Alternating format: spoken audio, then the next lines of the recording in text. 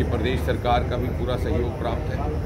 और गोवा में इसका आयोजन करने का एक ये भी महत्व रहेगा, एक सांकेतिक महत्व, कि समुद्र के तट पर खड़े होकर के हम ये संदेश दे रहे हैं कि अपार संपत्ति जो समुद्र के तह के अंदर छिपी हुई है, जिसे आज तक शायद खोजा नहीं गया, तराशा नहीं गया, एक्सप्लोर नहीं किया गया, दी ट्रेजर ऑफ मैरीन मिनरल्स। और यही कारण था कि भारत ही एक ऐसा देश है जिसके नाम पर एक समुद्र का नाम रखा गया, इंडियन ओशन। आने वाले वर्षों में हमने बहुत सारे ऐसे योजनाएं भी बनाई हैं। समुद्रयान हमारा उतर गया है, कुछ ही 1-2 वर्षों में हमारा एक मानव समुद्र के भीतर तय तक जाएगा। जिस समय गगनयान अंतरिक्ष में जाएगा, ठीक उसी समय लगभग एक मानव हमारा समुद्र के अंदर जाएगा।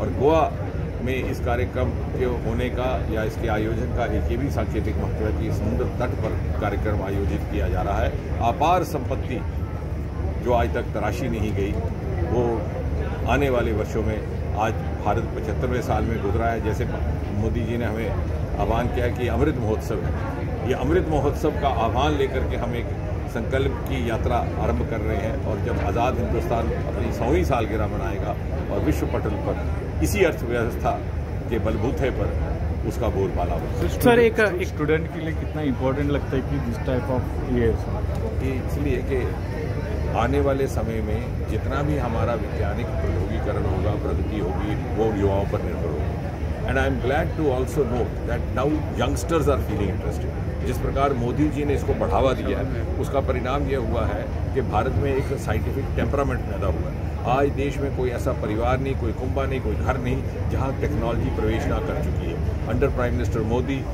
Science and technology has entered every Indian house hold. और इतना ही नहीं, ऐसे कुछ बंधु जो विज्ञान की परिभाषा नहीं जानते, विज्ञान का अध्ययन नहीं किया हुआ, जानते नहीं विज्ञान क्या है, लेकिन जाने अनजाने में किसी न किसी वैज्ञानिक टेक्नोलॉजी का उपयोग वो अपने जीवन को सरल बनाने के लिए कर रहे हैं। सर, आपने साइंस को, टेक्नोलॉजी को बिजनेस से जोड़ा है, इसका क्या प्रारूप है और कितना बड़ा इसका लिंकेजेस? निश्चय ही जब तक उसको रोजगार के साथ नहीं जोड़ा जाएगा तो सस्टेनेबल स्टार्टअप नहीं होगा। तो आज मैंने ये भी एक नया आह्वान हमने देने का प्रयास किया है कि जहाँ स्टार्टअप का महत्व रहेगा, उतना ही महत्व सस्टेनेबल स्टार्टअप, जैसे गोल्स में सस्टेनेबल गोल्स होते हैं, इसी तरह आने वाले समय में सस्टेनेबल स्टार्टअप्स पर भी हमें तवज्जो देनी होगी। सर, हम 100 यूनिकॉर्न की ओर बढ़ रहे हैं, भारत 100th यूनिकॉर्न की ओर बढ़ रहा है और 7 साल में ये प्रोग्रेशन बहुत फास्ट हुआ है। निश्चय न केवल प्रगति हुई है बल्कि प्रगति की गति बढ़ी है। और आपने देखा होगा ये सब कुछ पिछले 7-8 वर्षों में हुआ, क्योंकि प्रधानमंत्री मोदी जी ने साइंस